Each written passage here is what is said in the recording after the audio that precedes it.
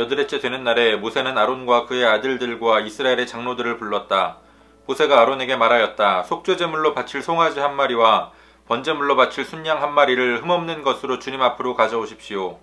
그리고 이스라엘 자손에게 말하여 속죄제물로 바칠 순염소와 번제물로 바칠 1년 된 송아지와 어린 양을 각각 흠이 없는 것으로 한 마리씩 가져오게 하고, 또 화목제물로 바칠 숫소와 순양을 주님 앞으로 끌어오게 하고, 기름에 반죽하여 만든 곡식 제물을 가져오게 하십시오. 그리고 주님께서 오늘 그들에게 나타나실 것이라고 이르십시오. 이스라엘 자손은 모세가 가져오라고 명령한 것들을 회막 앞으로 가져왔다. 온 회중이 주님 앞에 가까이 와서 서니 모세가 그들에게 말하였다.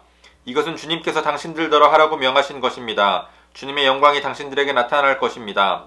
그런 다음에 모세는 아론에게 일렀다. 형님은 제단으로 가까이 가셔서 형님과 백성의 죄를 속하도록 속죄제물과 번제물을 바치시기 바랍니다. 백성이 드리는 제물을 바쳐서 그들의 죄도 속하여 주시기 바랍니다. 이것은 주님께서 명하신 것입니다. 이때 아론은 제단으로 나아가서 자기의 죄를 속하려고 속죄제물로 바치는 송아지를 잡았다. 아론의 아들들이 피를 받아서 그에게 가져오니 그는 손가락으로 피를 찍어서 제단 뿔에 발랐고 나머지 피는 제단 밑바닥에 쏟았다. 그러나 속죄제물에서 떼어낸 기름기와 콩팥과 간을 덮고 있는 껍질은 주님께서 모세에게 명하신 대로 아론이 제단 위에서 불살랐다. 살코기와 가죽은 아론이 진 바깥으로 가져가서 불에 태웠다. 다음에 아론은 번제물을 잡았다. 아론의 아들들이 피를 받아서 그에게 넘겨주니 아론이 그 피를 제단 둘레에 뿌렸다. 아론의 아들들이 번제물을 저며서 머리와 함께 아론에게 넘겨주었고 아론은 그것들을 제단 위에서 불살랐다. 아론은 내장과 다리를 씻어서 제단 위에서 번제물로 불살랐다. 다음에 아론은 백성을 위하여 희생제물을 바쳤다. 아론은 백성을 속하려고 속죄제물을 바칠 순염소를 끌어다가 잡아 첫 번째 속죄 제사에서와 같이 죄를 속하는 제물로 그것을 바쳤다. 그런 다음에 아론은 번제물을 가져다가 규례대로 바쳤다. 아론은 이어서 곡식제물을 바쳤다. 한 줌 가득히 떠내어서 그것을 아침 번제물과 함께 제단 위에서 불살랐다. 아론은 백성을 위하여 화목제사의 제물인 숫소와 순양을 잡았다. 아론의 아들들이 피를 받아서 그에게 넘겨주니 아론은 그 피를 제단 둘레에 뿌렸다. 그들은 숫소에게서 떼어난 기름기와 순양에게서 떼어낸 기름기와 기름진 꼬리와 내장을 덮고 있는 기름기와 콩팥과 간을 덮고 있는 껍질을 떼내어 그 기름기를 가슴고기 위에 얹었다. 아론은 그 기름기를 제단 위에서 불살랐고 가슴고기와 오른쪽 다리고기는 흔들어서 주님 앞에서 흔들어 바치는 제물로 바쳤다. 이렇게 그는 모세가 명령한 대로 하였다. 그 다음에 아론은 백성을 보면서 양팔을 들어 그들에게 복을 빌어주었다. 이렇게 아론은 속죄제와 번제와 화목제를 다 드리고 내려왔다. 모세와 아론은 회막 안으로 들어갔다. 그들이 바깥으로 나와서 백성에게 복을 빌어주니 주님의 영광이 모든 백성에게 나타났다. 그때 주님 앞에서부터 불이 나와 제단 위에 번제물과 기름기를 불살랐다. 모든 백성은 그 광경을 보고 큰 소리를 지르며 땅에 엎드렸다. 아멘. 4월 14일 월요일, 오늘의 매일 성경 본문 말씀은 레위기 9장 1절로 24절까지의 말씀입니다. 7일간의 제사장 위임식을 모두 마친 후 8째 날, 이제 하나님께서 세우신 제사장들이 제단에서 첫 제사를 드립니다. 하나님께서 명령하신 대로 속죄제와 번제, 소제와 화목제가 드려집니다. 하나님 앞에 나아가기 앞서서 속죄제로 모든 죄로부터 정결케 된 후에 이어지는 제사를 드린 겁니다. 속건제는 죄로 인한 피해를 보상하는 제사이기 때문에 이 공적 제사로서 드리고 있지는 않습니다. 특히 특정한 죄를 용서받기 위한 것이 아니라 하나님께 제사로 나아가기 위해서 정결케 되기 위한 속죄제였기 때문에 제물의 피를 성소 안에 있는 향단에는 바르지 않고 제단 뿔에만 바르고 있습니다. 이제 이어서 하나님께서 명령하신 대로 모든 규례를 따라 제사가 드려집니다.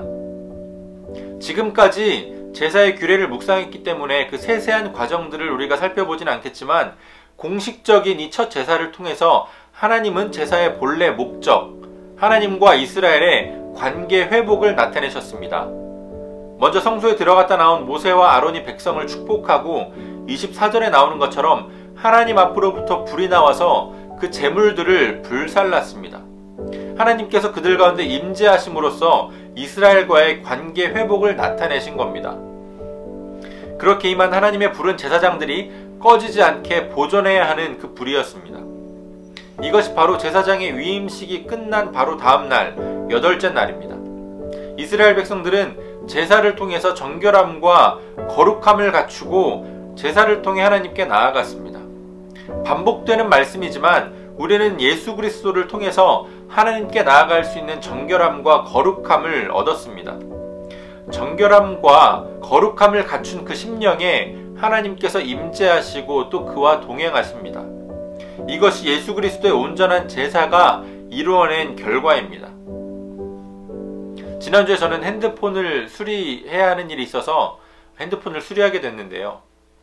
수리를 맡기러 가보니 12만 원이라는 비용이 발생하게 된다라는 안내를 받았고요. 그리고 이렇게 핸드폰 수리를 맡겼는데 핸드폰을 찾으러 간 날 아주 기분 좋은 일이 있었습니다.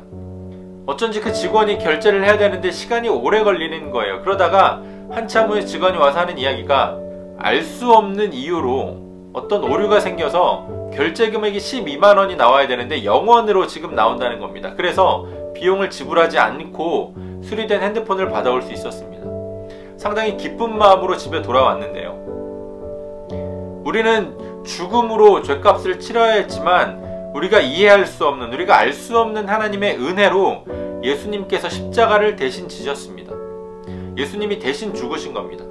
우리는 이 은혜 안에서 정결하고 거룩한 자로 우리 안에 하나님의 임재가, 하나님께서 주시는 이 성령 하나님의 불이 임하는 삶을 살아가야 합니다.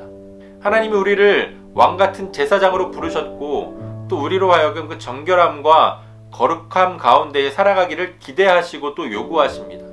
하나님의 제사장으로서 거룩하고 정결한 삶으로 하나님께 영광을 돌릴 수 있는 그러한 삶을 사는 우리 모두가 되어지기를 주님의 이름으로 축복합니다.